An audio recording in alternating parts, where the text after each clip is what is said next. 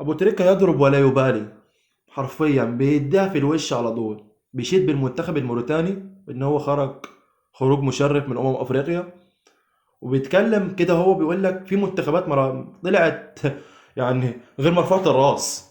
وهو بيتكلم يعني بيوجه رسائل لمصر وتونس والجزائر، اللي هم مصروف عليهم بقى ولاعيبة كبيرة وجايبين لهم مدربين كبار ورواتب عالية، وكل الطقس والمناخ متهيأ ليهم.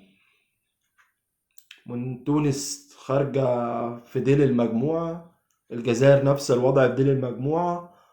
مصر وصلت لدور ال 16 بضاعة 100 مليون. تمام، ما قابلتش اي حد كويس خالص مصر في دور المجموعات، ولا حتى في دور ال 16. احنا جبنا المنتخبات، صيدناهم علينا وبقوا منتخبات علينا وفازوا وصعدوا على